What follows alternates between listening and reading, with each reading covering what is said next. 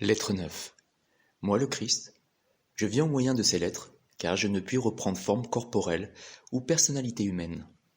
En effet, je possède une fréquence vibratoire de conscience si fine et élevée, dans laquelle je réside également, qu'aucune forme physique ne pourrait désormais contenir ma conscience spirituelle.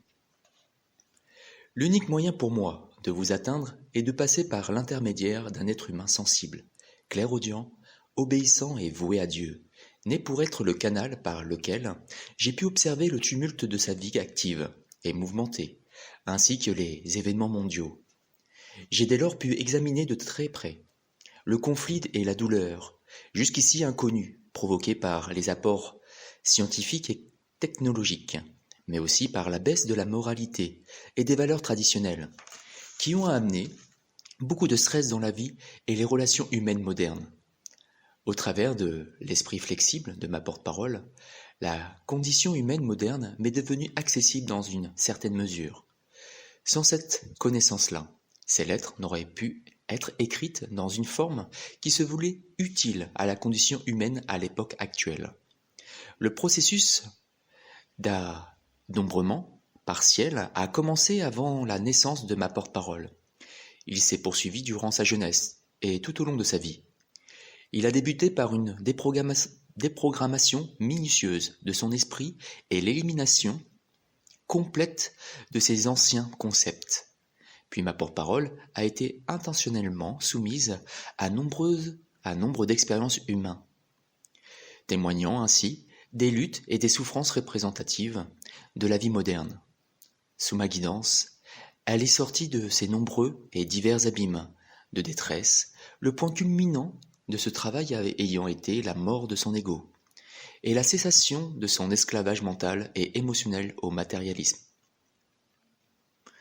Elle entre aujourd'hui dans les fréquences de conscience de l'amour universel et a expérimenté la réalité de la conscience universelle. C'est ainsi qu'elle a été suffisamment purifiée pour recevoir de plus en plus clairement mes enseignements à diffuser dans le monde. Sous mon influence, elle s'est retirée de la vie sociale, dans la solitude et l'isolement, devenant dépendante de moi dans sa volonté de vivre au quotidien. Elle travaille en totale disponibilité, minute par minute, à recueillir mes paroles chaque fois que ses énergies de conscience personnelle et les énergies cosmiques lui permettent de m'entendre et de me recevoir. J'ai pleinement confiance en son honnêteté. Je la sais disposée à attendre de m'entendre distinctement et je lui fais comprendre clairement quand c'est moi qui parle. Tant que je ne parle pas, elle est incapable d'écrire. Je vous dis cela afin que vous puissiez comprendre à partir de quelle énergie de conscience christique ces lettres ont pris forme. Je viens de nouveau à vous pour rassembler dans cette lettre les points de détail qui n'ont pas été commentés dans mes 8 précédentes lettres. Je souhaite en parler dans un contexte mondial, ce qui prouvera combien ces enseignements servent chaque domaine de votre vie terrestre et l'ensemble des nations. Ces lettres se veulent une pulsion, un aiguillon, pour que vous acceptiez d'ouvrir votre esprit et votre cœur à votre source d'être. Elles ont aussi pour objectif de vous aider à comprendre parfaitement l'impact des pensées et des comportements individuels et collectifs dans chaque domaine de votre existence terrestre. Alors qu'autrefois les lois nationales étaient principalement formulées sous forme d'interdiction, il est interdit de, sous peine de. Les lois spirituelles authentiques sont totalement différentes. Elles s'expriment comme suit. Étant donné qui vous êtes et la place qui vous est accordée dans l'existence terrestre, travaillez en harmonie avec les lois de votre existence et vous ouvrirez votre système tout entier, âme, esprit, émotions, corps et circonstances de vie, à l'afflux constant de la conscience divine, votre force de vie. Comportez-vous en conformité avec ces lois. Des fruits naîtront que vous cueillerez en retour comme une bénédiction vous conférant santé, harmonie et prospérité. Si au contraire vous ignorez ces lois de l'existence et persistez à vivre comme vous le faisiez avant d'avoir reçu ce message, alors votre vie connaîtra comme avant des bouleversements, des conditions climatiques difficiles, des récoltes détruites, des désastres économiques, des famines et des conflits. Je vous parle à travers ces lettres, pour que vous puissiez en particulier atteindre durablement la paix intérieure, l'amour et la joie spirituelle, la guérison intérieure de l'esprit, des émotions et du corps. Vous avez certainement compris, maintenant, que c'était déjà le but unique de ma dernière mission sur Terre, montrer aux gens comment ils créent eux-mêmes leur propre misère. Les églises chrétiennes vous ont enseigné que vous, créatures de Dieu, devez adorer Dieu et lui plaire, en respectant ses lois. Mais ce n'est pas la vérité. Adorer Dieu est un rituel païen. Les gens qui adorent Dieu mettent Dieu à part et au-dessus d'eux, le rendant inaccessible et à craindre. Car qui sait le mal qu'il pourrait envoyer sur terre si les humains n'agissaient pas selon sa volonté? Mais ce n'est pas ce message que j'ai apporté à la terre. J'ai parlé du Père qui subvenait à tous les besoins, répondait aux appels, guérissait quand on l'en priait. Un Père transcendant les gens autant qu'ils étaient en transcendant les gens autant qu'il était en eux. Ce qui voulait dire que les créateurs étaient universels. La religion juive enseignait que seuls les grands prêtres pouvaient s'approcher du Saint des Saints et faire des supplications pour le peuple. Le peuple ne pouvait approcher Jéhovah que par l'intermédiaire des prêtres, apportant des oiseaux et des animaux qui seraient offerts en holocauste pour les péchés des hommes et l'apaisement de Jéhovah. Les Juifs obtenaient ainsi le rachat des péchés. J'ai enseigné sans relâche aux gens qu'ils recevraient le pardon du Père pour leurs péchés selon leur empressement à pardonner à autrui, car il leur serait fait selon ce qu'ils avaient eux-mêmes semé. Je leur ai aussi enseigné à parler directement au Père, à prier en termes simples, et à demander selon leurs besoins.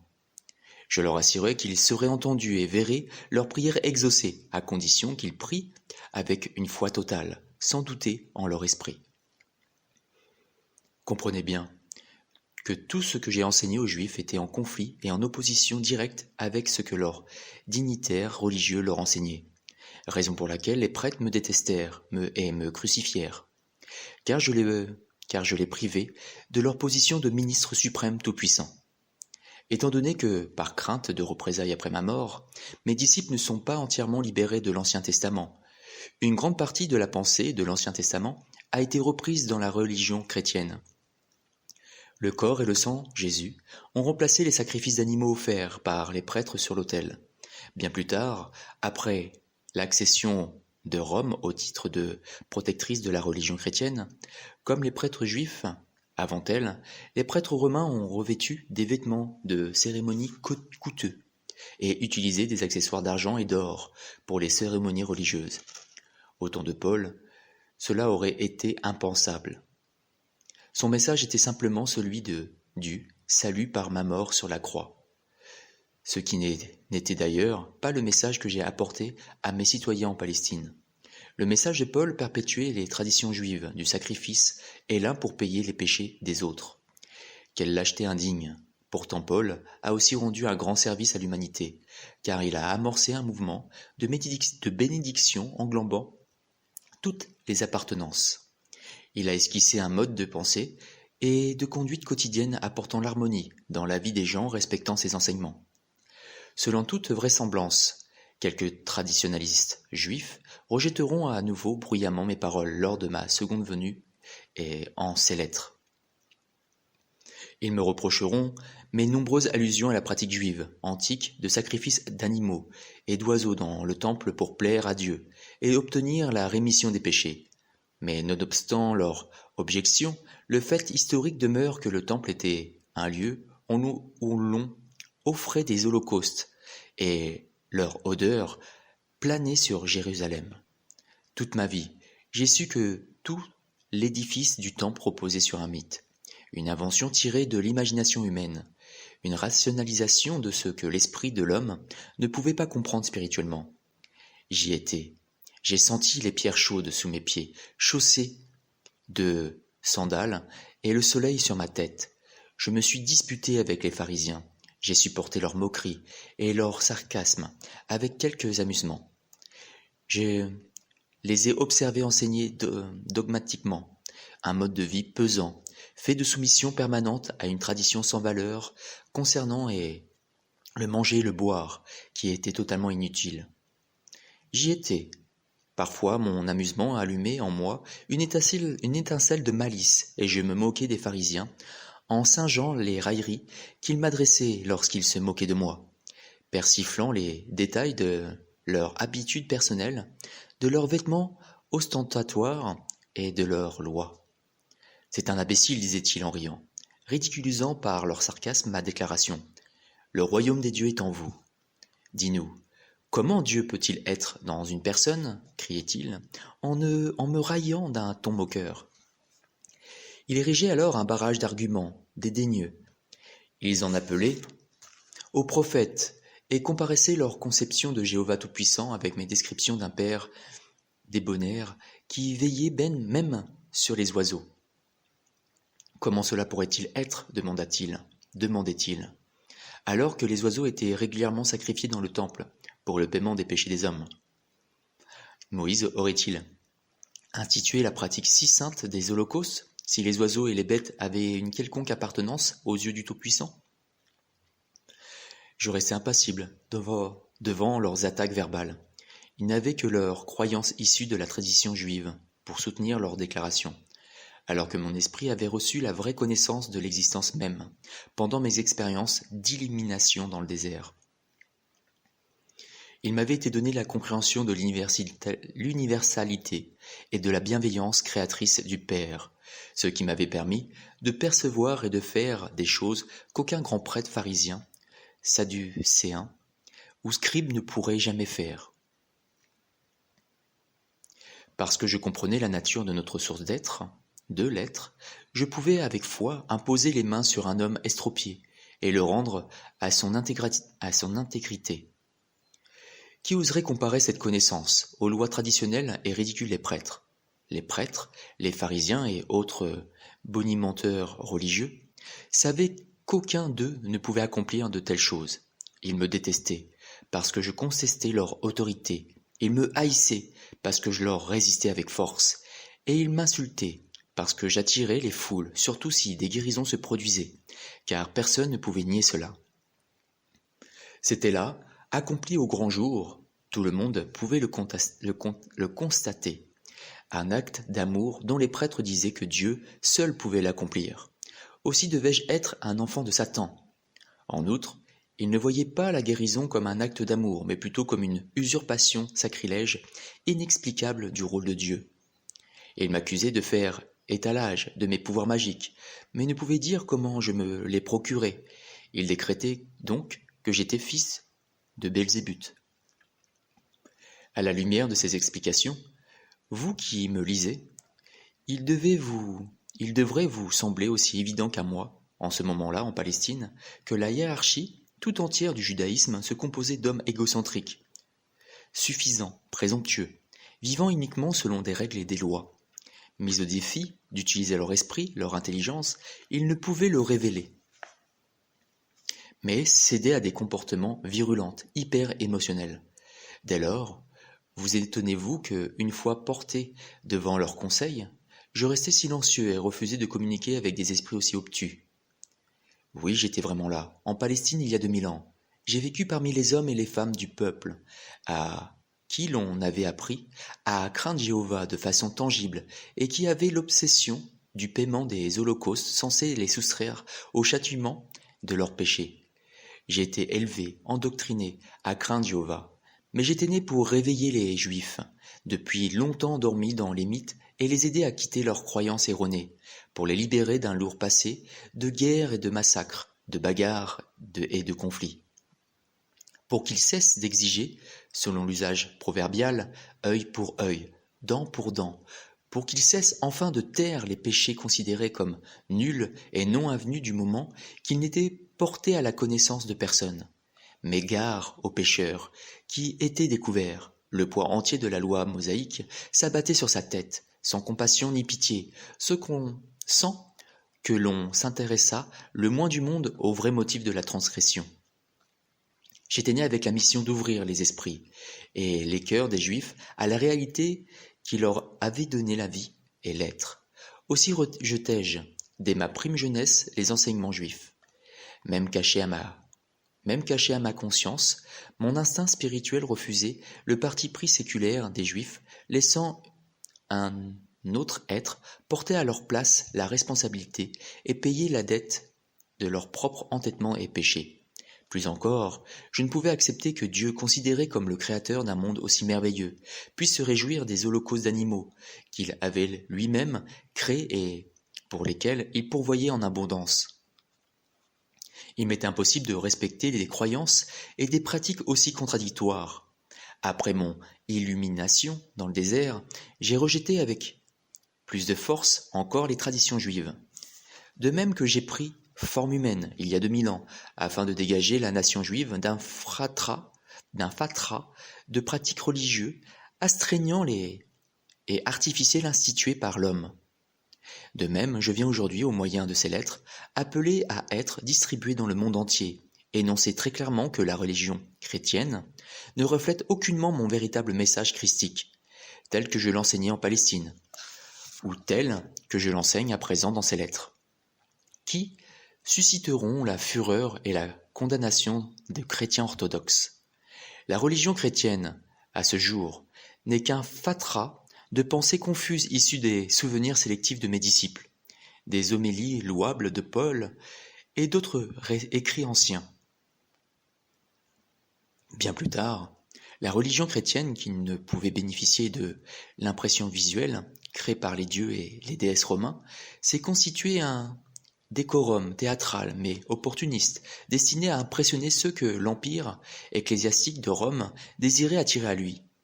Plus tard, cet empire a imposé au peuple crédule des tribus monétaires, encore plus iniques que les impôts levés par l'empire romain laïque sur les nations conquises. Même César n'a pas exigé de paiement pour laisser les âmes entrer au ciel. Peut-être vous demandez-vous pourquoi je rejette si explicitement le judaïsme et le christianisme.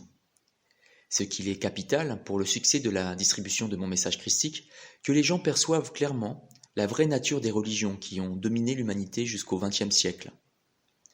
Tant qu'ils ne verront pas, comme une évidence, quelles bases mensongères fondent toutes leurs convictions, les hommes lâcheront difficilement leurs chères croyances. Comprenez bien, je vous prie, que mes déclarations présentes portent sur la religion chrétienne, les principes de la foi, le dogme et la théologie. Je ne parle pas ici des grandes âmes spirituelles qui ont cherché, et cherchent toujours, Dieu et la vérité au-delà des dogmes et des croyances. Nombre d'entre elles ont reçu mon inspiration dans leur esprit et leur cœur, mais redoutent de lâcher leurs chères croyances. Les pratiques religieuses les gênent. Le temps est venu pour elles de les abandonner, de croître dans la spiritualité de la conscience, de leur vraie source de l'être, et d'entraîner leur congrégation avec elles. À toutes les églises chrétiennes, je dis, réveillez-vous, le temps est venu pour vous de sortir du long sommeil hypnotique où votre discernement a été étouffé par les traditions abrutissantes et les sensibleries. Celles-ci furent transmises au cours des siècles par des gens se revendiquant de l'autorité la plus haute au sujet de mes enseignements en Palestine. Examinez vos croyances passées et éliminez-les de votre pensée sans crainte et de conséquences. Débarrassez-vous des toiles d'araignée des illusions et réfléchissez. Quand vous, ministre du culte chrétien, vous accepterez pleinement que moi le Christ reviens effectivement comme un éclair traversant le ciel d'est en ouest pour m'adresser aujourd'hui aux gens du monde entier, lorsque vous serez prêt à enseigner mon véritable message du haut des chairs, alors vous verrez vos églises à nouveau pleines de gens désireux de trouver et d'établir un contact avec la réalité pour vivre en harmonie totale avec leur vérité d'être. Mais, vous autres ministres du culte, qui continuez délibérément et égoïstement à enseigner le dogme du christianisme pour maintenir les apparences et préserver vos revenus, vous verrez votre religion s'éteindre naturellement dans les 30 ans à venir, et vos congrégations se détourneront de vous. Elles, qui sentent déjà que vos paroles ne sont que des mots, sans aucune vie spirituelle, vous verrez la direction de vos églises passer à ceux qui ont conscience que je suis revenu en personne vers l'humanité pour lui montrer la voie du royaume des cieux, en lui, en ouvrir les portes. D'autres encore verront leur position d'autorité menacée par ces lettres du Christ, mes lettres.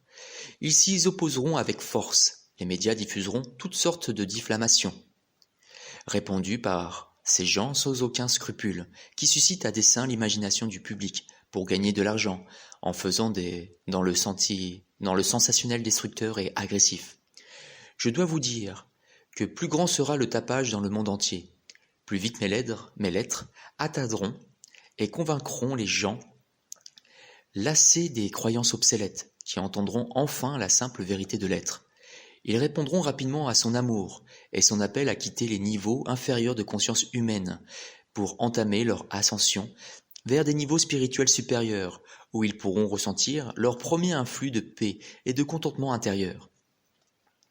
Des conflits éclateront dans tout le milieu de l'industrie du divertissement. De plus en plus, de gens reconnaissant et refusant de les nourritures violentes et abjectes massivement absorbés par leur conscience mentale, émotionnelle et corporelle, alimentés par des âmes dégénérées qui ne voient que les milliards à gagner. Ces prédateurs spirituels ont perçu l'étrange fascination que ressentent nombre de gens ignorants pour le malsain et le macabre.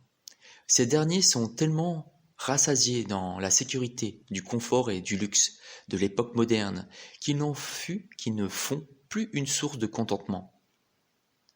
Ils recherchent l'excitation afin de stimuler leur esprit blasé. La vie des gens n'est pas aussi misérable que ce que racontent les films qu'ils visionnent au quotidien. Sinon, ils éteindraient leur écran et partiraient à la recherche de quelque chose de beau et de réconfortant reposant leur système nerveux saturé. Pourtant, si vous examinez honnêtement les conditions de votre vie présente, vous verrez qu'elle est tout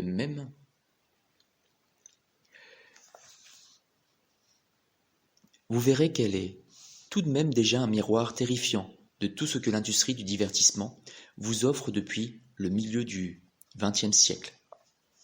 Les gens, nourris des pires scénarios possibles inventés par le cinéma, la télévision, les livres et les médias à sensation, se plaignent aujourd'hui d'avoir perdu le sentiment de sécurité dont ils jouissaient jadis. Je vous vois sur Terre barricadés derrière des clôtures électriques, de hauts murs hérissés de pointes, escortés de gardes du corps qui parfois assassinent traîtreusement eux-mêmes les gens qu'ils escortent. Je vois des hommes et des femmes qui jadis circulaient sans crainte de nuit dans les rues et les chemins de campagne, à présent retranchés derrière des portails de sécurité, redoutant les attaques les plus viles et brutales. Je vois des races terrorisées par leurs propres congénères. Je vois des génocides et des révolutions, des bombardements, des assassinats, des tueries gratuites de toutes sortes. Les victimes arrivent dans leur existence suivante, encore traumatisées par le choc de leur trépas brutal et inattendu.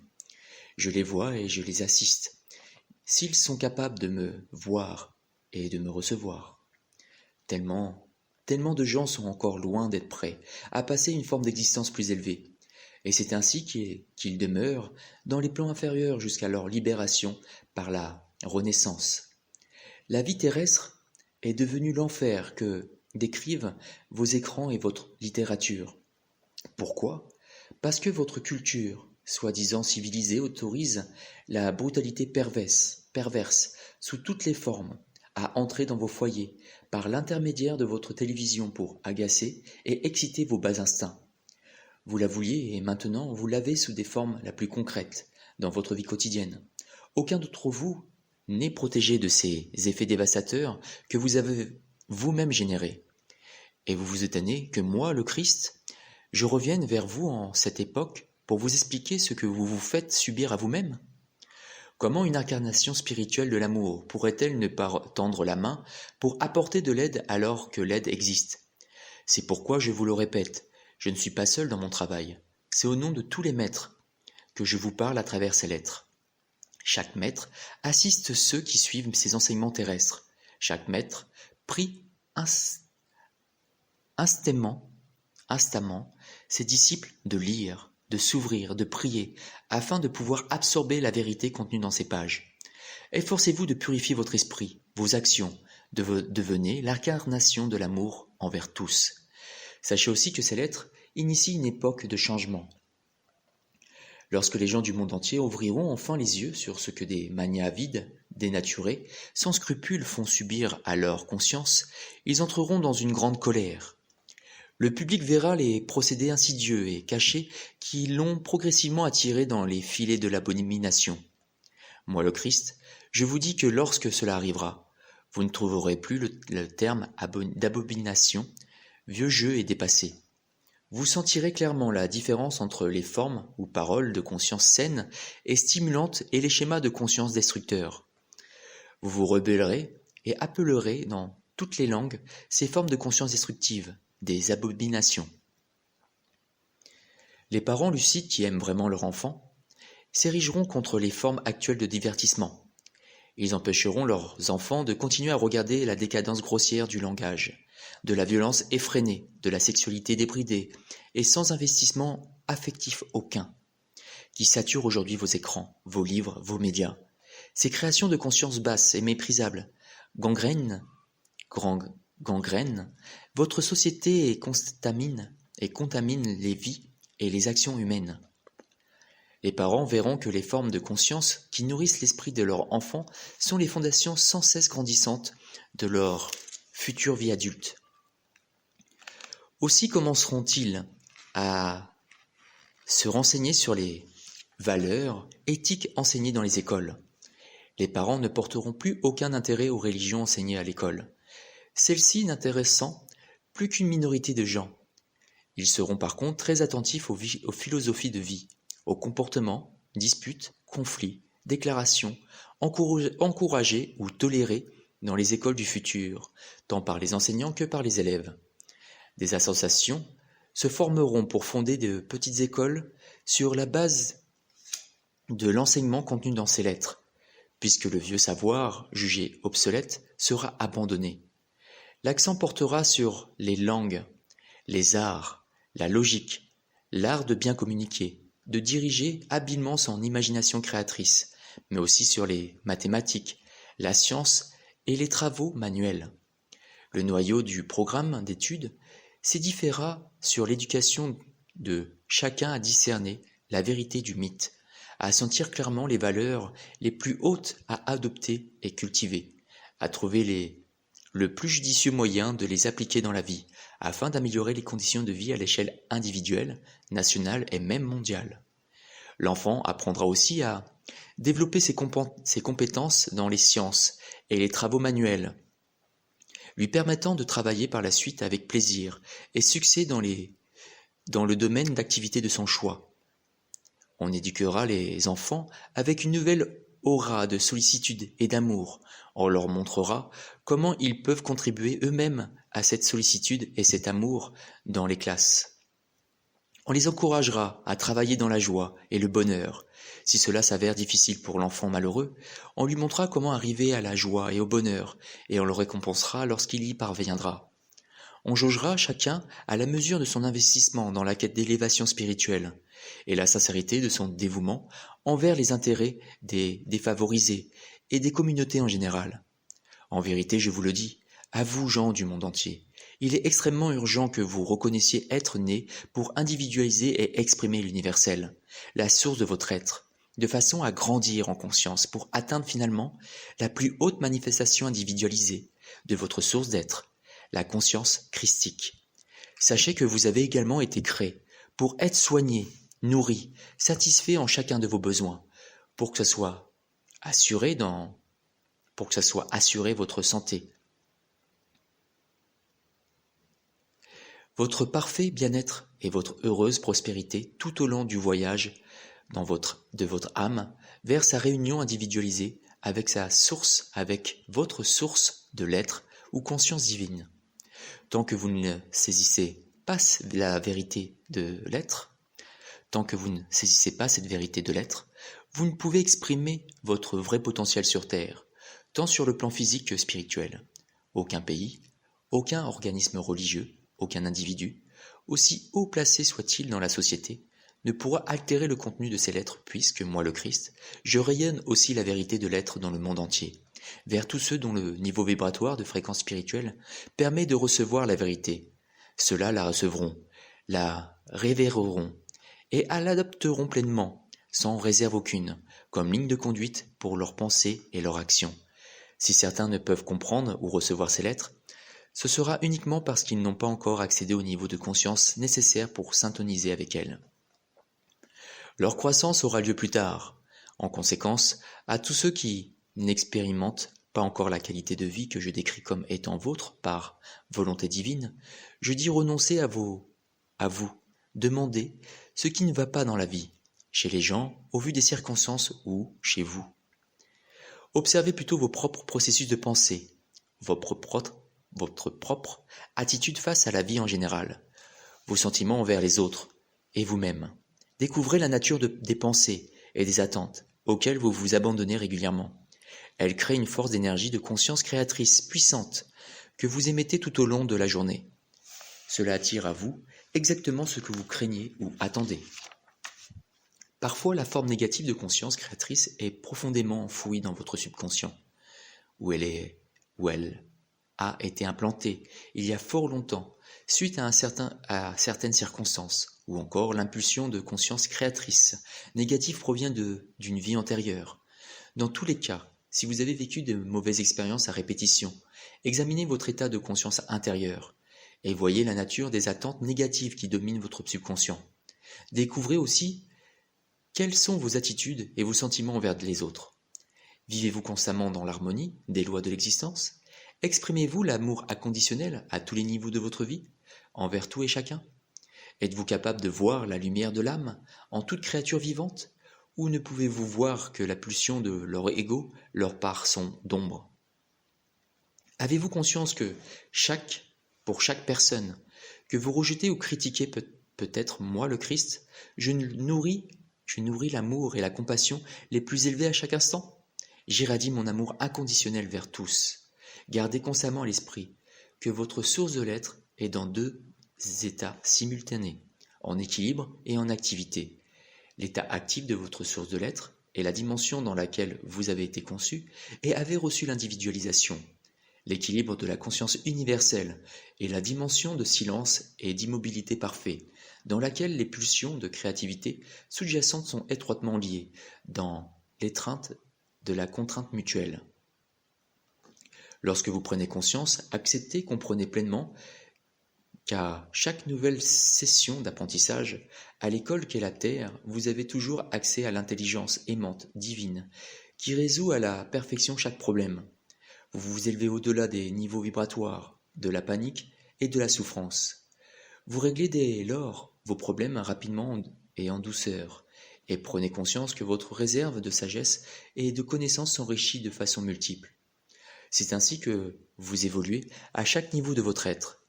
En venant à vous au moyen de ces lettres, j'ai pour intention de vous montrer comment vivre en harmonie avec les lois de l'existence et de vous aider à éviter des souffrances, des limitations et des privations inutiles causées par votre ignorance des lois. Je tiens aussi à imprimer en votre conscience qu'il est naturel que vous passiez tous par des hauts et des bas. Tout le monde vit des périodes fastes où les bienfaits affluent et comblent vos désirs, où vous êtes au sommet du bonheur et de la réussite selon les critères humains. Vous vous réjouissez. Puis vient le moment où soudainement le rythme de la vie change, les ressources se tarissent, les relations deviennent difficiles et instables, votre carrière périclite, ou encore des obstacles surgissent qui vous désespèrent durablement. Vous pourriez vous demander quelle erreur vous avez commise. Jadis, vous appliquiez avec beaucoup de succès les lois de l'existence, et maintenant, des problèmes surgissent chaque jour. Rien de ce que vous pensez ou faites ne soulage vraiment le stress de votre vie quotidienne. Si de tels moments vous arrivent, soyez tranquille. Gardez la paix du cœur et de l'esprit. Sachez que vous continuez à tirer vie et orientation de la conscience divine malgré les apparences contraires et malgré vos tourments apparents. En ces moments, il est essentiel de vous retirer en vous-même, de vous demander en quoi votre conscience a pu déraper pendant vos moments de haut et de renforcer votre lien à la conscience divine. Sans ces périodes sombres de dépression, vous ne croîtriez pas en stature spirituelle. Elle vous délivre un message spécial. Ne vous laissez donc pas sombrer dans le désespoir ou l'amertume. Bien que vous puissiez vous sentir fragile, vous vivez votre saison hivernale de découverte de soi et de renaissance intérieure, ce qui en fin de compte s'avérera être un bienfait encore plus grand que ne l'étaient vos périodes fastes. Reprenez courage et gardez la foi. Attendez patiemment jusqu'à ce que l'hiver cède de nouveau la place à votre printemps spirituel. Persévérez, détendez-vous et attendez, avec confiance le moment où la vie divine s'écoulera à nouveau en votre esprit, votre cœur et votre vie terrestre. Tout ce que vous espériez recommencera alors à se manifester dans votre vie. Voyez aussi et persistez à croire que si vous ne sentez plus l'afflux de la conscience divine pendant vos méditations, vous n'êtes pas pour autant abandonné, mais vos vibrations cosmiques et par suite vos vibrations de conscience personnelle sont simplement à marée basse. Vous n'êtes plus en mesure de vous élever pour vivre les vibrations de la conscience divine comme vous le faisiez auparavant, mais si vous ne le sentez pas, soyez assurés que vous êtes toujours enveloppé en elle et dans l'amour divin. Je vous rappelle aussi et veux imprimer en votre conscience qu'à partir du moment où les plus démunis des êtres humains comprend la véritable nature de ses origines, il peut utiliser cette connaissance, commencer à sortir de ses difficultés et s'élever alors aussi haut qu'il le choisira, à condition de s'intoniser quotidiennement à la source de son être et de puiser son orientation, son inspiration, sa direction et sa puissance infinie, sa vie. Vous n'êtes pas victime du destin. Vous êtes victime de votre propre conscience créatrice, jusqu'au jour où vous voyez clairement que vous façonnez vous-même entièrement votre conscience, lorsque cette vérité glorieuse poindra en vous. Dans votre conscience, vous changerez l'orientation de votre vie et découvrirez enfin que vous pouvez travailler à devenir un maître et atteindre la liberté totale de la conscience divine. Gardez surtout à l'esprit que, dans votre recherche spirituelle, votre objectif est de maintenir vos fréquences de conscience aussi stables et spirituellement élevées que possible. C'est extrêmement difficile à faire pour les esprits humains, puisqu'il a sans cesse besoin de nouvelles stimulations mentales et spirituelles, chaque fois que son intérêt est éveillé. Mais, je vous le dis, il n'est pas suffisant de lire ces lettres pour se tourner ensuite vers d'autres livres en espérant d'y trouver quelques vérités plus hautes ou plus inspirantes. Moi, le Christ, je vous dis en vérité, il n'existe pas de vérité plus haute, ni de voie de plus élevée à votre disposition à ce jour. Vous pourrez croire parfois avoir trouvé meilleure lecture, parce qu'au niveau de votre conscience humaine présente, vous pouvez vous relier plus facilement à ce qui est énoncé. Mais soyez sûr que la vérité spirituelle de l'existence est la seule connaissance capable de vous mener à la conscience christique, qui est votre véritable destination, à l'exclusion de tout autre. La conscience christique est la conscience spirituelle de tous les grands maîtres. Il n'y a pas de plus haute.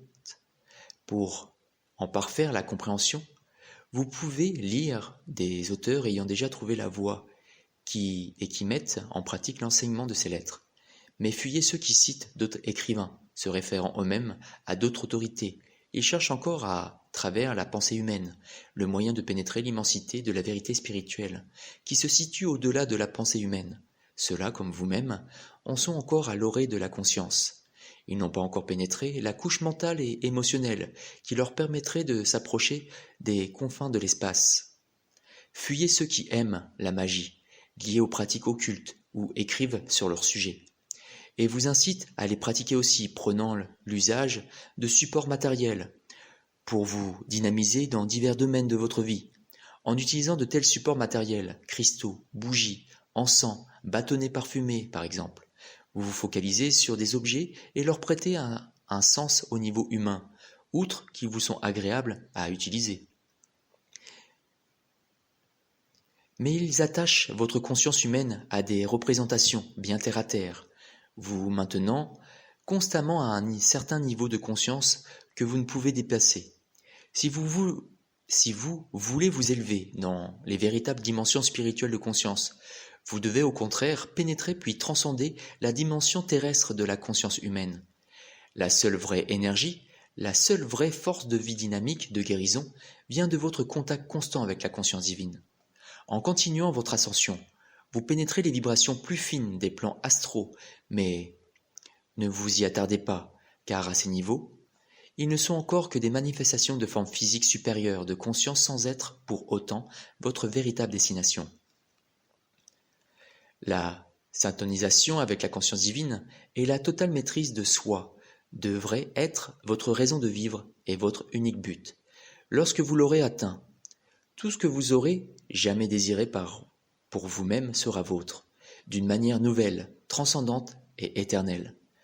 Vous pourriez lire ces lettres et choisir de vouloir continuer comme vous êtes, en gardant la conscience de l'ego, mais en faisant confiance à la conscience divine pour vous aider dans les moments difficiles. Sachez que la vie elle-même finira par vous convaincre qu'il n'y a pas d'autre voie susceptible de vous apporter les récompenses que votre âme cachée et attendant silencieusement l'heure de sa libération aspire à recevoir, particulièrement celle de sa complète réunion à la conscience divine. Voici le plus grand cadeau que vous puissiez vous faire, à vous ou à quelqu'un d'autre. Acceptez avec gratitude en votre esprit et tentez de l'instiller à qui est ouvert à cela.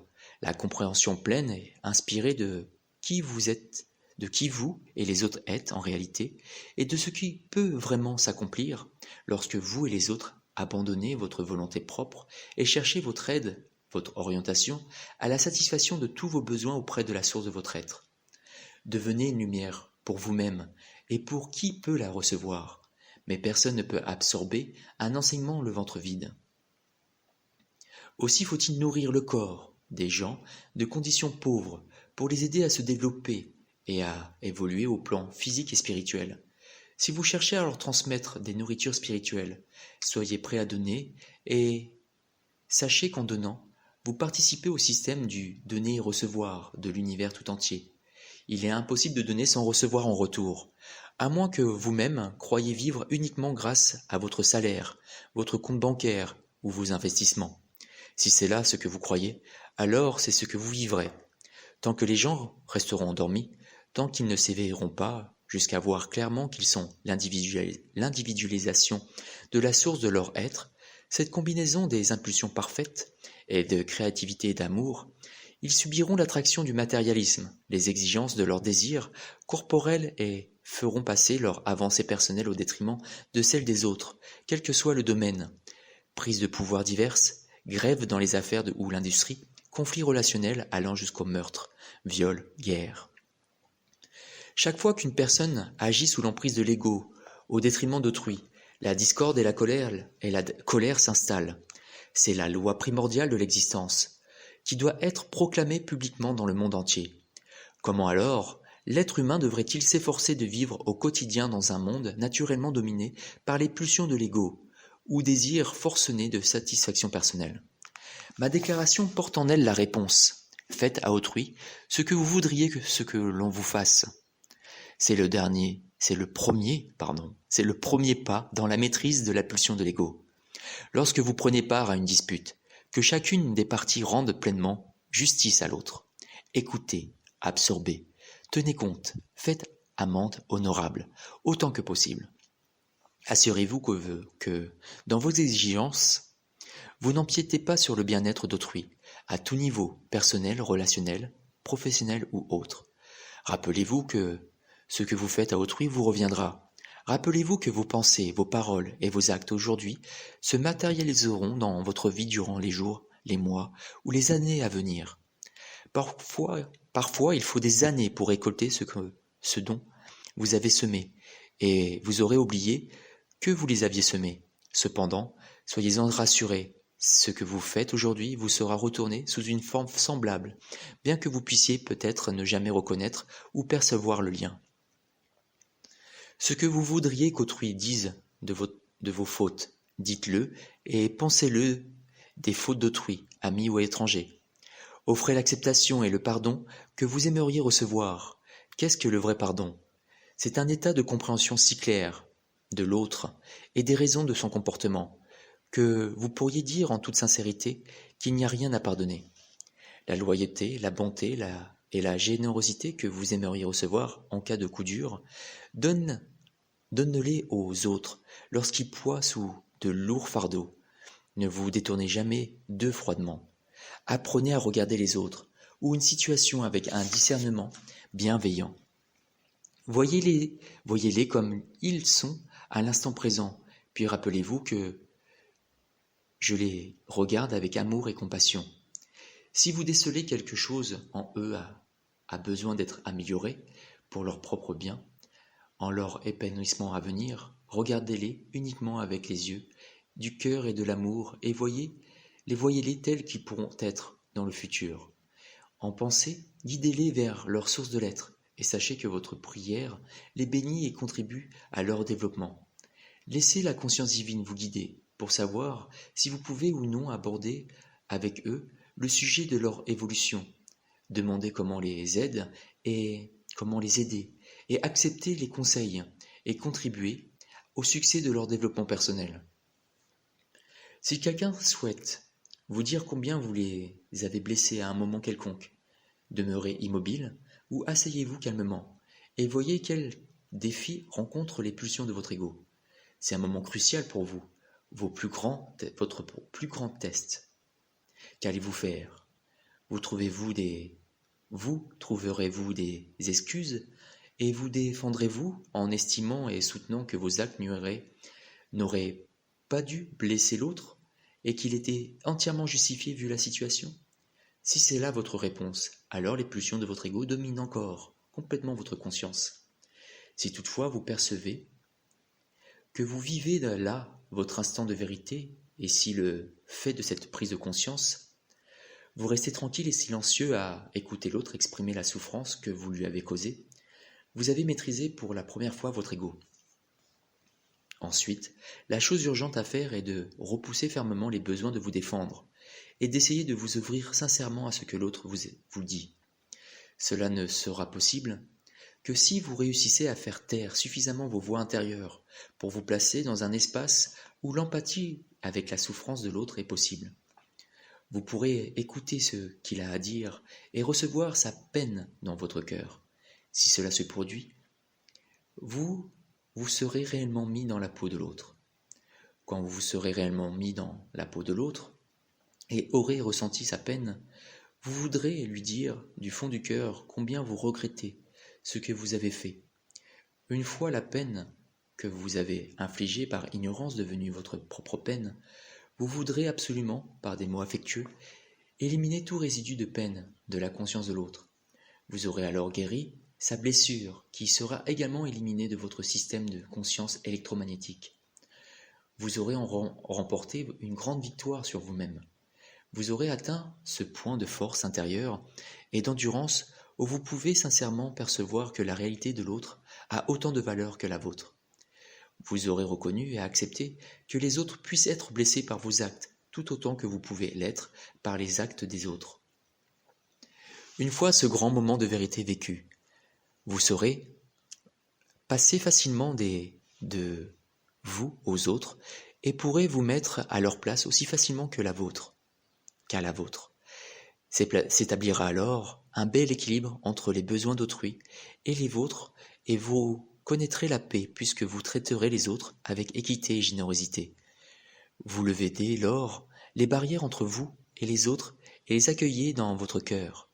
Vous commencez maintenant à baisser vos défenses, aussi finirez-vous par atteindre l'estime du soi et la paix de l'esprit. Cette nouvelle compréhension des sentiments d'autrui vous inspirera un grand respect pour eux. Vous aurez toujours envie de les traiter avec équité, de leur donner leur dû. Vous vous refuserez à profiter de leur bon cœur, à les humilier, à rabaisser leur amour-propre. Vous serez toujours prêt à les encourager et à les aider lorsqu'ils seront dans la peine, physique ou émotionnelle. Vous adopterez le même comportement vis-à-vis de vous-même. Vous deviendrez votre propre conseiller, soutien, guérisseur. Vous mettrez chacun, quel que soit son statut social, sur un pied d'égalité avec vous, et verrez que vous-même êtes l'égal de l'autre. Fût-il roi, pape ou président, car sous les apparences, vous saurez que vous êtes tous deux issus de la grande unité de l'être. C'est pourquoi vous ne vous sentirez plus en inadéquation, quelle que soit la situation, parce que vous aurez avancé en force et sagesse tirée de la conscience divine et reconnaîtrez que vous aussi avez des droits égaux à ceux d'autrui. Tout en gardant votre calme, vous ne permettrez plus à personne de profiter de vous. Vous exprimez votre pensée avec clarté, sincérité, dans le respect des sentiments d'autrui. Vous refuserez de dénigrer les autres ou de les rabaisser. Au contraire, vous prendrez toutes les précautions pour sauvegarder leur estime d'eux-mêmes, tout en exprimant votre vérité avec clarté et amour. Gardez en mémoire, en exprimant votre vérité à autrui, que ce n'est pas à vous de lui dire quoi faire, en quelles circonstances que ce soit, ou comment il devrait réagir à vos paroles.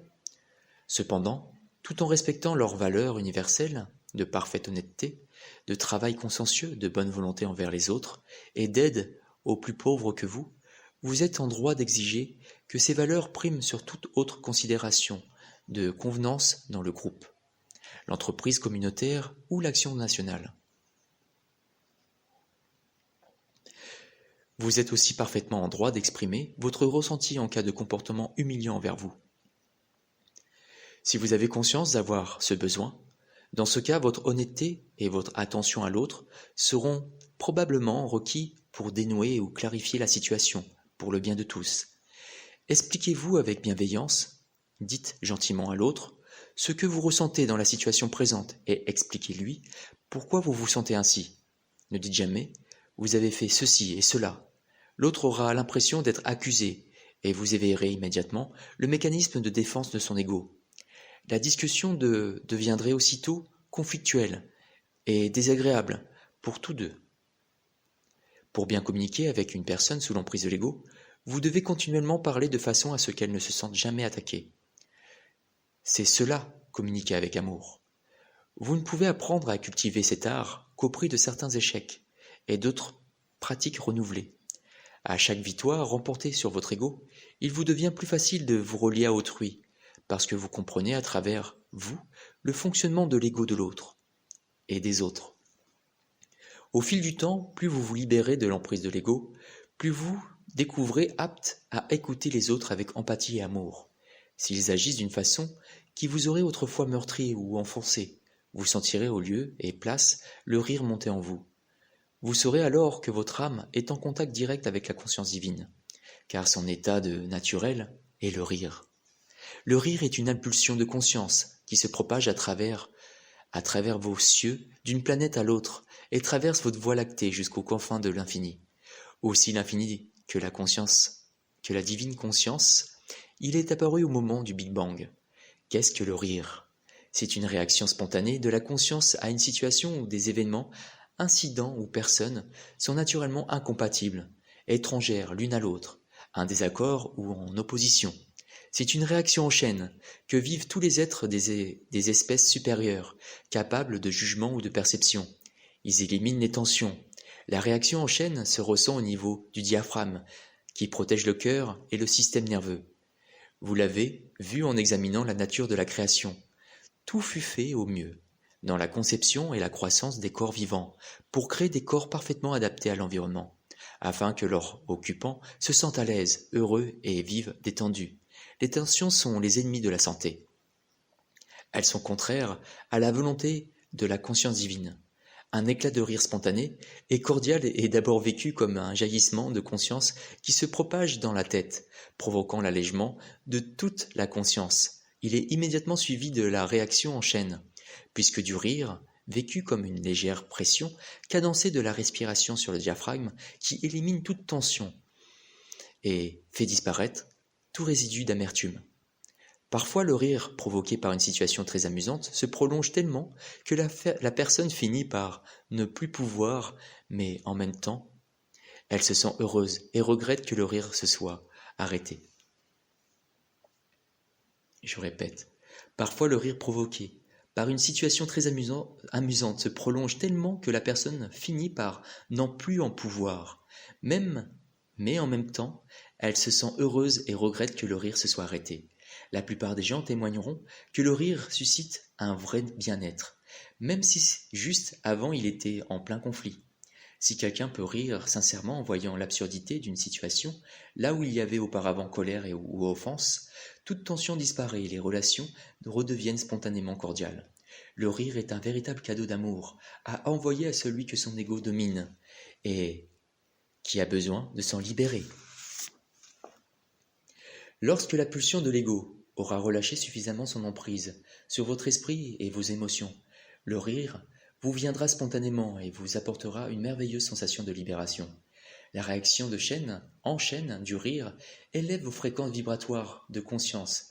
C'est en effet de l'énergie libérée, là où vous en avez le plus besoin, au-dessus du cœur, le diaphragme, le siège de vos émotions. Mais aussi, et surtout, rire est une manifestation de la pure conscience divine. Ainsi, le rire est divin, le rire est votre enfant intérieur. En lisant ces lettres et en méditant, au fur et à mesure que vos niveaux de fréquence vibratoire de conscience s'élèvent, votre esprit jugera indésirables ces vieux schémas mentaux. Vous chercherez, par des moyens divers, à les éliminer de votre conscience. Plus vous vous élèverez spirituellement, plus vous voudrez vous débarrasser de ces indésirables pulsions de l'ego. Vous les supporterez de plus en plus difficilement. Vous prierez et aurez hâte d'en être soulagé. Vous constaterez en vous tournant vers la conscience divine, en lui demandant ardemment son aide, combien vous serez soutenu. Vous vous libérerez des pensées et réactions indésirables, et le rire vous viendra de plus en plus spontanément. Vos tensions disparaîtront, vos pensées s'allégeront, vos relations seront plus faciles, affectueuses, bienveillantes. Vous deviendrez plus conscient de la vie elle-même, de tout ce qu'elle peut vous offrir, vous montrer, vous faire vivre. Vous tirerez davantage de joie, de plaisir simple, serez moins blasé dans vos appétits, consommerez moins de nourriture, de divertissement. Vous vous sentirez plus heureux, seul avec vous-même, et finirez par vous réjouir en votre seule compagnie, car la conscience divine infusera votre conscience humaine dans sa propre état sublime de bien-être. Petit à petit, vous retournerez à votre état d'enfant qui contemple le monde d'un œil heureux et curieux. Il ne s'agit pas là de sénilité, il s'agit d'un état plus conscient et vibrant, quel que soit votre âge. C'est l'état d'être dont je parlais quand je disais « à moins que vous redeveniez comme des petits-enfants, vous n'entrerez pas dans le royaume des cieux ». En fait, j'ai dit que lorsque vous entrerez dans le royaume des cieux, vous devenez comme un petit enfant, un enfant émerveillé et joyeux. Je donne ces lettres au monde afin que ceux qui lisent et les absorbent puissent finalement entrer dans le royaume des cieux et atteindre cet état de joie qui provient de la pureté de l'esprit et de l'innocence. Les exercices spirituels. Si vous participez à des ateliers d'exercices spirituels, on vous demande d'imaginer certaines conditions.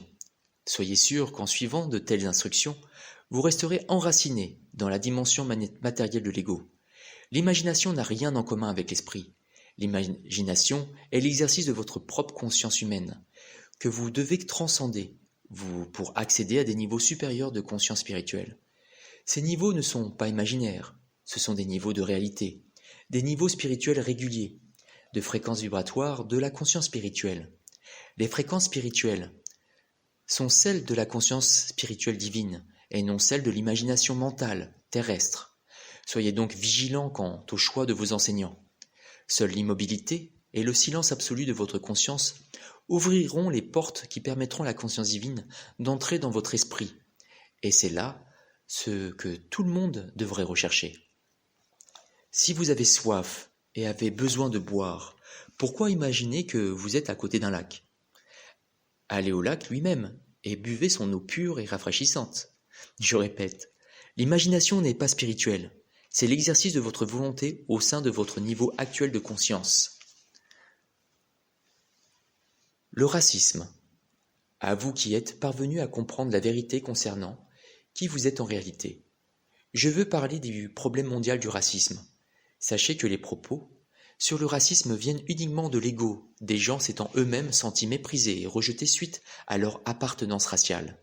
Ces sentiments sont si profondément enracinés dans leur dans le moi que quels que soient les changements vécus et l'avancée de ces gens dans la vie, quand bien même ils deviendraient de grands personnages sur le devant de la scène mondiale, ils garderaient un sentiment d'inadéquation et du ressentiment contre ceux qui autrefois firent naître leurs sentiments d'infériorité. Vous avez bien compris qu'un tel sentiment d'infériorité n'est pas le propre des races noires. Vivent, par exemple, ce sentiment d'extrême infériorité la majorité des gens soumis au système des castes en Inde, aux distinctions de classe, dans la culture européenne et les pays où priment les différences entre les personnes. Les gens dits haut placés ressentent eux aussi ce sentiment douloureux et déstabilisant de conditions sociales inférieures et ne sont donc jamais tout à fait à l'aise dans leur position d'autorité. Ce sentiment d'inadéquation et d'infériorité sévit dans la race humaine. Peu importe la position, la race ou l'éducation de l'individu, le sentiment d'infériorité est en grande partie issu d'une couche très profonde de la psyché, reconnaissant que le comportement de l'ego est contraire aux principes les plus élevés de l'existence humaine. Lorsque cette pulsion d'infériorité naturelle et innée s'active au contact d'autres personnes, apparemment plus prestigieuses ou ayant mieux réussi, elle devient alors insupportable. L'unique moyen de surmonter des sentiments ratiaux, douloureux, de rejet, même chez des gens ayant réussi dans la vie, est de prendre clairement conscience que tous les bouleversements ethniques, les migrations, les arrivées d'étrangers et d'émigrés à la culture, à l'éducation et au langage différents, l'acceptation des modes de vie et traditions du pays d'accueil par ces populations, tout cela a permis que les diverses races occupent aujourd'hui des postes à responsabilité, ou reçoivent, pour certains, une reconnaissance mondiale. Pour véritablement guérir sur le sujet et provoquer un nouvel afflux de vie, méditez, réfléchissez, pensez, interrogez la lumière divine, jusqu'à pouvoir dire en toute sincérité, Seigneur, je suis profondément content et heureux que toutes ces choses terribles aient eu lieu. Grâce à elles, je suis heureux que toutes ces choses terribles aient eu lieu. Grâce à elles, je suis là où je suis aujourd'hui. Grâce à elles, il m'est donné l'occasion de faire l'expérience des limites de mon endurance, de mon intellect, et de mes émotions et de mes talents.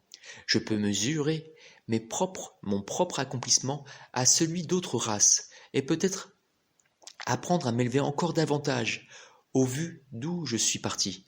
Je te remercie de me donner la force, l'inspiration de me montrer à travers moi l'égalité fondamentale de tous les hommes. J'adresse des pensées de gratitude et d'amour à tous ceux qui ont posé, il y a tant et tant d'années, les bases de mes acquis présents. Vous pouvez aussi réfléchir au fait qu'il est inévitable, selon les lois de l'existence, que les gens impliqués dans la traite des esclaves et les autres tragédies passées, ou responsables de la douleur, de la torture d'autres humains, reviennent dans une nouvelle incarnation au sein de races piétinées et souffrent terriblement. S'ils sont nés de couleur noire, ils ont très certainement exigé bruyamment l'égalité et le traitement humain des Noirs. Certains pourraient même avoir été votre grand-père ou votre père dans une vie antérieure, et vous pourriez vous demander pourquoi la vie traite si mal ces pauvres âmes. Alors les Blancs, qui menottaient les Noirs et les mettaient au cachot, pourraient aujourd'hui créer un nouveau bouleversement ailleurs, réincarner dans la classe sociale des races qui se rebellent et vitupèrent contre le passé. Il pourrait bien s'agir d'un passé qu'ils avaient eux-mêmes contribué à créer. C'est un fait que les gens se réincarnent dans diverses couches de la société, diverses races, afin que l'âme apprenne quelques leçons utiles au cours de son odyssée vers la conscience christique. Souvenez-vous du principe fondamental de l'existence. Vous créez vous-même vos lendemains. De plus, vous provoquez la manifestation de tout ce dont vous avez besoin pour votre élévation, du moment que vous faites des efforts pour cela, que vous en soyez conscient ou non, en tentant d'améliorer vos conditions de vie, vous accédez spontanément à des niveaux supérieurs de conscience spirituelle. Comme je vous l'ai déjà dit, la volonté divine est de libérer la création de toute tension. Par suite, Les leçons nécessaires pour que vous puissiez accéder à la conscience divine se manifesteront dans votre vie. Pardonnez donc, car vous ignorez tout du voyage de votre âme à travers de nombreux siècles d'existence terrestre.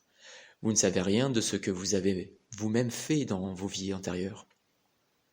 Pardonnez le présent, pardonnez le passé et acceptez que beaucoup de bien en est découlé. Apprenez à bénir, à aimer ceux par lesquels vous croyez avoir été blessés, vous et vos ancêtres. Et vous, qui appartenez actuellement à une ethnie forte de ses privilèges, respectez les autres races de leurs problèmes et songez que vous pourriez vous aussi, dans une vie future, habiter un corps de défavorisés et expérimenter dans toute sa puissance ce que ressent un citoyen de deuxième classe. Réfléchissez aussi à vos vies antérieures. Méditez sur ce que vous pouvez avoir fait et non pour causer votre situation présente. Telle est la vérité au sujet du racisme. Chacune des créatures vivant sous le soleil provient de la conscience divine, d'une manière ou d'une autre. Aux racines les plus profondes et intimes de votre être, vous êtes tous unis dans l'unité. Par conséquent, où se situe la différence? Elle provient de l'évolution des espèces, de la génétique, du conditionnement, de l'enseignement traditionnel, des coutumes et des habitudes éducatives et familiales dans la relation à l'autre, de différences dans la manière de penser. Ce n'est pas la couleur de la peau qui vous divise. Un petit enfant, quelle que soit sa race et sa couleur, trouvera du fait de son innocence et de sa spontanéité d'expression bon accueil dans le cœur de la plupart des adultes. C'est la conscience qui vous divise et se ressent à chaque niveau de votre être, car vous êtes tous, en dépit de votre corps matérialisé, des formes de conscience exprimant des modèles de conscience, et des formes de conscience recevant de la plupart d'autrui des modèles de conscience. La conscience de chaque individu est sa réalité, non la couleur de sa peau ou son apparence, et c'est la conscience des gens qui attire ou rejette autrui. Soyez certain de ne surmonter vos préjugés raciaux que lorsque vos schémas de pensée mentaux et émotionnels, ainsi que les valeurs qui guident vos choix au quotidien se seront accordés. Tant que cela n'est pas, il est inutile que les gens se mettent en colère les uns contre les autres parce qu'ils vivent des différences raciales. Elles sont inhérentes à la condition humaine. Si vous voulez être totalement accepté au sein d'une autre race, vous devrez changer vos valeurs, votre perception, vos idées, votre mode de vie et vos relations à autrui afin de les adapter à ceux de cette race. Les différences raciales s'éteindront alors d'elles-mêmes. Si vous n'êtes pas prêt à assumer la conscience de la race que vous souhaitez rejoindre, reconnaissez, acceptez et respectez avec amour les différences de conscience. Personne n'a le droit d'exiger que vous ignorez ces différences. Plus important que tout, choisissez les principes les plus élevés que le monde ait à vous offrir. Travaillez à les faire vôtres et à les mettre en œuvre. Alors, toutes les couleurs de peau resplendiront d'une beauté intérieure nouvelle à laquelle personne ne résistera. Tous les hommes créeront des liens de parfaite harmonie. L'apparence physique de chaque race se modifiera à son tour et dégagera elle aussi une nouvelle beauté intérieure. Lorsque ces lettres auront été distribuées dans le monde entier, que des communautés de gens se réuniront pour vivre selon les lois de l'existence, elles découvriront qu'elles vivent des vies harmonieuses, protégées, même si le chaos règne autour d'eux. En quelque lieu que ça soit, les gens unis pour apprendre à entrer et à vivre dans la totalité de l'être que j'ai appelé le royaume des cieux, il y a 2000 ans verront à coup sûr leur vie changer. Je vous encourage vivement à vous rassembler le dimanche, parlez de vos nombreuses bénédictions, remerciez sincèrement et du fond du cœur, élevez vos esprits en louant ce qui vous a donné l'être. Méditez ensemble, afin d'attirer la conscience divine à travers vos esprits dans la conscience du monde, afin que la nature divine puisse de plus en plus imprégner la nature de la psyché, du monde, de son amour transcendant. Vos groupes émettront une énergie de conscience spirituelle qui influencera les énergies mentales autour de vous. Rappelez-vous, le monde ne vivait pas une situation aussi fâcheuse et dangereuse au temps où les églises du monde entier se rencontraient le dimanche pour adorer Dieu. Ces temps sont maintenant révolus. Vous n'adorez pas Dieu, constituez-vous une solide compréhension de la conscience divine universellement présente. Son universalité et l'étendue de sa créativité s'enracineront de plus en plus fermement dans votre esprit par de sincères louanges. Dans le silence et l'immobilité, adressez-vous à la conscience divine et invitez-la avec amour à prendre possession de votre cœur et de votre esprit. Invitez-la avec amour à prendre possession de votre esprit et de votre cœur. Ainsi, petit à petit, vous vous unifierez à la conscience divine, prendra de plus en plus possession du monde, comme telle était son intention dès le commencement. Réincarnation. Lorsqu'une âme est prête à entrer dans la vie terrestre pour sa prochaine période d'apprentissage terrestre, elle est attirée vers le ou les parents qui offrent les conditions lui permettant de réaliser l'étape suivante de son évolution spirituelle. Au moment de la conception, la vieille âme infuse sa conscience personnelle de ses vies antérieures et de sa progression spirituelle passée dans le processus de la conception et elle devient l'âme de l'ovule fertilisé. Certaines mères sont presque immédiatement conscientes d'une conscience étrangère en elles. La nouvelle conscience que la mère reçoit en son sein affecte parfois profondément le cours de sa pensée, sa grossesse et son état de santé. Une fois l'enfant né, la mère sent qu'elle retourne à son soi normal. Les mères sensibles font souvent l'expérience d'une prise de conscience dans la direction que prendra la vie de leur enfant et peuvent croire que le discernement provient de ce qu'elles-mêmes souhaitent pour l'avenir de leur enfant. La réincarnation n'est ni aléatoire, ni incohérente. Un plan détermine son action. Le but est toujours de fournir à l'âme qui accomplit son voyage des expériences nombreuses et d'une grande diversité, venant enrichir en connaissance du monde la bibliothèque cachée de l'âme. Elle vit des changements stimulants et nécessaires de scénarios, de familles, d'entourage et de caractéristiques génétiques, mais toujours le fil tenu du voyage de l'âme, enfoui dans le subconscient, refera surface pour diriger la présente incarnation, bien que la personne puisse en être totalement inconsciente. C'est pourquoi les caractéristiques, les opinions prononcées ou les ambitions passionnées se perpétuent parfois d'une incarnation à l'autre. Les ambitions formulées au cours d'une incarnation peuvent ne se manifester avec succès que dans les incarnations suivantes, et dans des conditions entièrement différentes. Dans de tels cas, l'âme devra attendre que l'état du monde favorise le succès de ses ambitions cachées pour renaître. Imaginez maintenant une âme plongeant dans un bassin de teinture rouge. Elle émerge rouge vif, s'incarne en personne rouge, aux tendances raciales innées rouges, reçoit dès son enfance une éducation de rouge. Vous comprendrez que cette âme quitte cette vie avec beaucoup de rouge dans sa conscience. Ensuite, voyez-la plonger dans un bassin de teinture bleue. Cette fois, elle émerge bleue, avec toutes les caractéristiques du bleu et adopte le mode de vie du peuple bleu. En quittant le nouveau monde, elle cumulera des mémoires de la conscience bleue mélangées au rouge. Et c'est ainsi de suite, vie après vie. La même âme évolue et emmagasine de multiples expériences de couleurs, de religion, de statut, de mariage, de sexe, de pays, de politique, jusqu'à constater, au final, l'infinité des mélanges, décider qu'elle est fatiguée de toutes ces combinaisons de couleurs et de ne plus aspirer qu'à ascensionner dans la lumière. Alors son véritable voyage spirituel commence.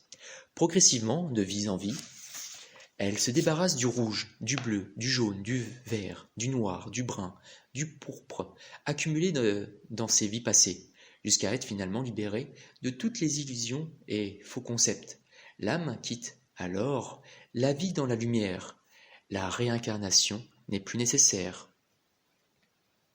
L'âme est forte, pleine de ressources, créative, mais son individualité est encore intacte, et elle commence à ascensionner dans les différents niveaux de lumière spirituelle, au-delà des fréquences vibratoires du monde. Je l'ai dit dans cette lettre, et vous le redis, je suis constamment avec vous, irradiant la vérité de l'être dans les consciences. Plus vous lirez ces lettres, plus vous prendrez conscience de ma présence et de mon amour. À travers notre contact, mes intentions pleines d'amour pour vous s'accompliront. Vous seul pouvez rompre le contact. J'irradie l'amour vers vous, que vous puissiez ou non le ressentir. Je vous laisse mon amour et j'aspire ardemment à votre prompt voyage dans la lumière spirituelle.